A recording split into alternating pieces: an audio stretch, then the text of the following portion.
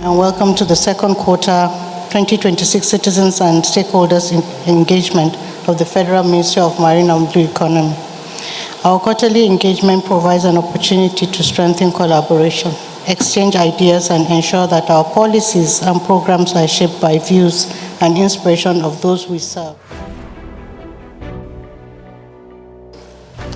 I'm delighted to receive our distinguished stakeholders from across the public and private sectors, our development partners, members of the diplomatic community. Today's engagement reflects our commitment to open government, inclusive policy making, and constructive dialogue with those whose partnership is indispensable to the realization of our team from policy to action, mobilizing some national government for effective implementation of Nigeria's national policy on marine and blue economy. However, as we all know, policies derive their true value not just from formulation, from their faithful implementation. That implementation cannot and should not rest solely on the soldiers of the federal government. It requires a whole of government and whole of society approach founded on strong partnership among the federal government, state government, local communities, private sector, development partners, and citizens.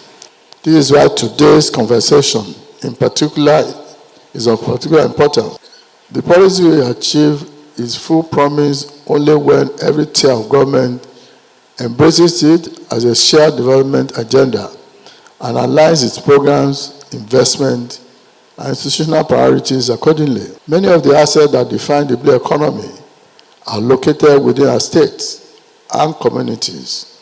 Our rivers, creeks, coastlines, inland waterways, fisheries, tourism corridors, and maritime support industries offer enormous opportunities for work creation, employment generation, food security, and environmental sustainability.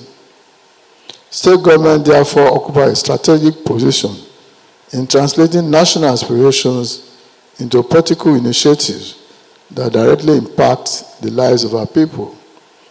One of the most significant affirmations of the progress being made came recently with the release of the Container Port Performance Index, CPPI, 2025 by the World Bank and S&P Global Market Intelligence. The report ranked Tinkan Island Port as the 10th most improved port globally, and Lagos Port Complex Apapa as the 12th most improved port worldwide between 2020 and 2025. This remarkable recognition reflects substantial improvement in port efficiency, vessel turnaround time, and cargo handling operations at two of Nigeria's busiest seaports. This achievement is not accidental. This is only the beginning. Our ambitious port modernization program will further revolutionize Nigeria's seaports through world-class infrastructure, digitization, operational efficiency, and enhanced competitiveness. We remain confident that the best days of Nigeria's maritime sector are still ahead of us. Unlocking these opportunities requires coordinated action at every level.